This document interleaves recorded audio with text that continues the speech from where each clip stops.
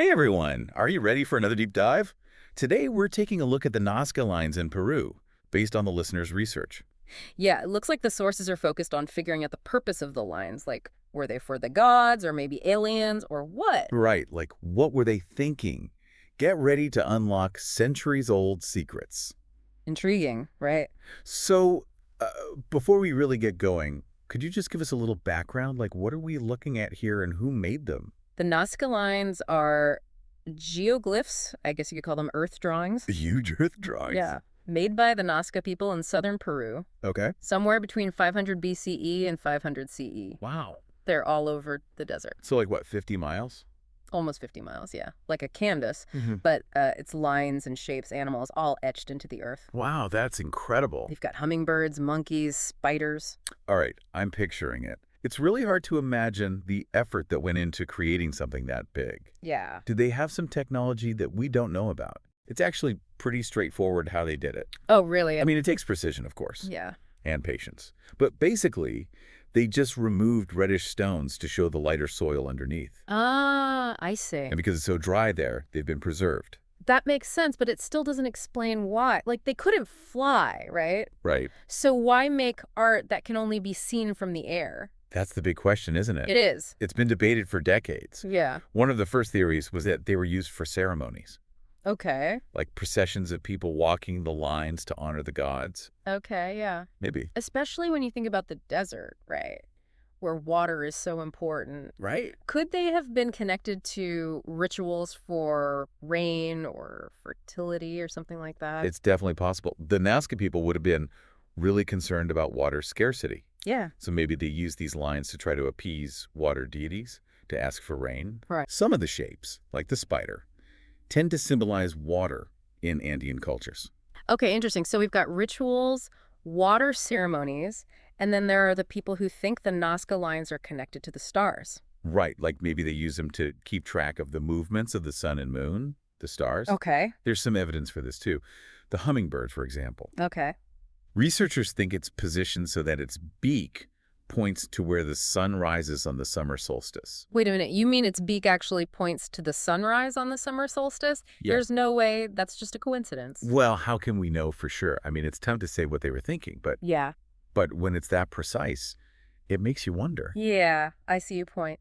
But even if it was on purpose, wouldn't that just make the hummingbird a marker for a date? Right. Like, what's so special about the summer solstice? Well, remember, the Nazca people probably didn't separate the spiritual and celestial the way we do. Oh. So, for them, the movements of the sun and stars, they were all tied up in their beliefs about life and death in nature. So the hummingbird, with its connection to the summer solstice, Right. it could have symbolized something more, something like rebirth. Maybe, Yep. or renewal, or the power of the sun. Yeah. And, in other Andean cultures, hummingbirds are often connected to fertility, abundance, even bridging the gap between the living and the dead. Wow, that's amazing. It was a powerful symbol. It's like they understood something about how everything is connected, something we've kind of lost. Yeah, They saw the universe as this living thing and expressed it through their art. I like that.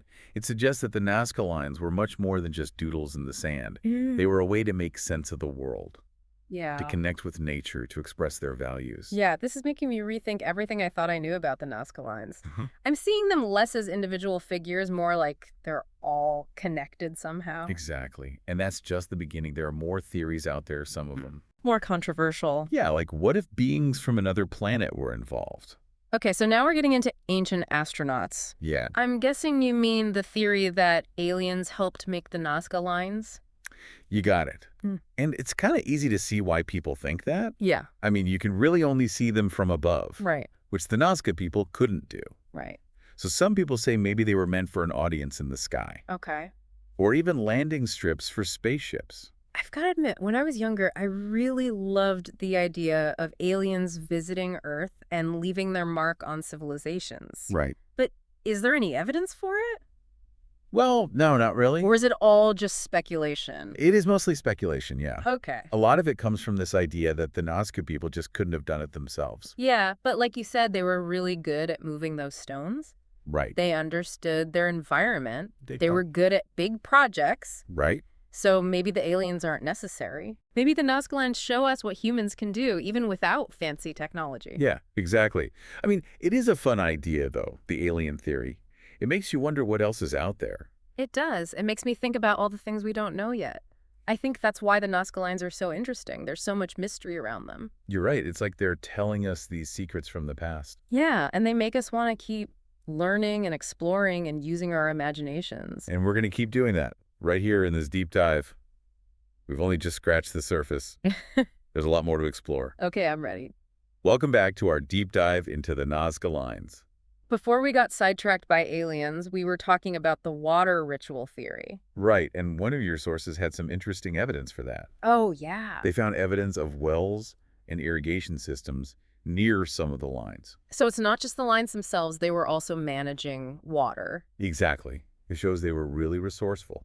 That's incredible. The Nazca people were more than just artists or astronomers. They were engineers too. They knew how to survive in the desert. Speaking of ingenuity, there's another theory that I find really interesting. Yeah. The Nazca Lines might have been used as pathways for, like, shamanic rituals. I remember you mentioned that. It sounded fascinating. Imagine you're a shaman, Okay. and you believe that by walking a certain path, you can go into a trance Okay. and connect with spirits or deities. So it's not just about seeing the lines from above, it's about the experience of walking them. Exactly. And there is some evidence from your research to support that. Oh, okay. One of the sources mentioned hallucinogenic plants. They were tripping. Well, maybe. Mm-hmm. They were using these plants in rituals. That totally changes things. Right. It suggests that there were different levels to the experience, visual, physical, spiritual. It's like they were trying to create a full sensory experience, a way to connect with the sacred on every level. Yeah, that's a great way to put it. And, it shows how practical and spiritual things were connected for them. I was reading about this shamanic ritual idea. Yeah. And I was struck by how much they seemed to respect nature. Their art, rituals, even their engineering, it was all tied to the land. That's a good point. It's something we forget about a lot when we study ancient cultures. Yeah. We focus on how we're different, but this feeling of connection to nature is something we all share. It's like the Nazca Lines are reminding us of that. Exactly. Speaking of connections, there's one theory we haven't touched on yet. Okay. Maybe the Nazca Lines were a map. A map. Right. Really? But they're just shapes and figures. How could they be a map? Well, some researchers think that some lines might follow underground water sources or old trade routes. Like, it wouldn't be a literal map for directions, Right. but it might be a symbolic map that shows the important parts of the landscape and how they were all connected. Yeah, I see what you mean. And it fits with what we were saying about them understanding their environment. Exactly. If they had a map that showed where the water was, that would be really important for them. Definitely. And again, it reinforces the idea that the lines weren't just random. Yeah. They were about making sense of the world. Expressing their beliefs. Exactly. It's amazing, isn't it? It is. Every theory adds something new to the story. Right. And to make things even more complicated, there's one more thing we need to talk about. Okay. It's a bit of a sensitive topic. You mean human sacrifice? Yeah. It's not an easy subject, but it's important to understand the whole picture. So for our listeners who maybe don't know about this, what makes us think human sacrifice was part of their culture? The evidence comes from burial sites. Okay. In some tombs, they've found skeletons that have injuries, like they might have been sacrificed. And why do you think they were doing that? Well, one idea is they were offerings to the gods, maybe to ensure a good harvest or something like that. Yeah, it's pretty unsettling to us now. It is. But I guess we have to remember that a lot of ancient cultures practiced human sacrifice. You're right. It was a way to please the gods or maintain balance. It was part of their worldview. Yeah. And it's hard for us to fully understand that. Yeah, we can't really judge them by today's standards. We have to try to see things from their perspective. Exactly. And we have to admit, we don't know everything. Yeah. The evidence isn't always clear. So it remains a mystery. Another piece of the puzzle. Yeah. It just makes the Nazca Lines even more intriguing. It does. And just like with everything else about them, there are still secrets to uncover. Well, maybe we can move on to something a little less intense now. Sounds good to me. What about all the new research and discoveries? I think that's really exciting. I was really interested in all the new technology they're using to study the Nazca Lines. It's pretty amazing. Yeah. They're combining all these different things like aerial photography, Okay. satellite imagery, and 3D laser scanning To map them. to create these super detailed maps. Yeah. That's incredible, like having new eyes on these ancient things. Yeah, it lets them see the lines better than ever before. Yeah. They can see details and patterns they never noticed before.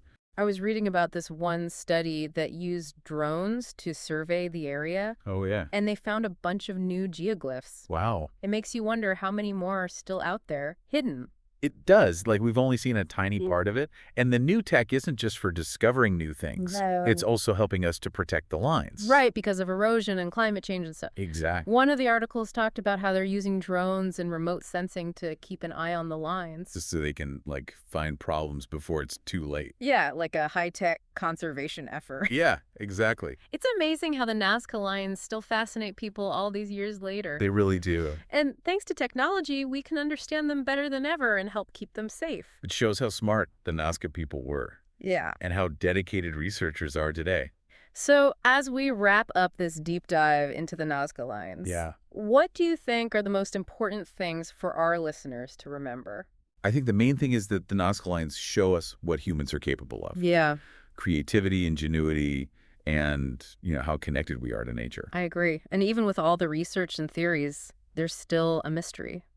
They are. It's like they're whispering secrets from the past, making us want to keep searching for answers and keep using our imagination. And who knows? Maybe someday we will know for sure what they mean. Well, that's all the time we have for today's deep dive into the Nazca Lines. We hope you enjoyed it.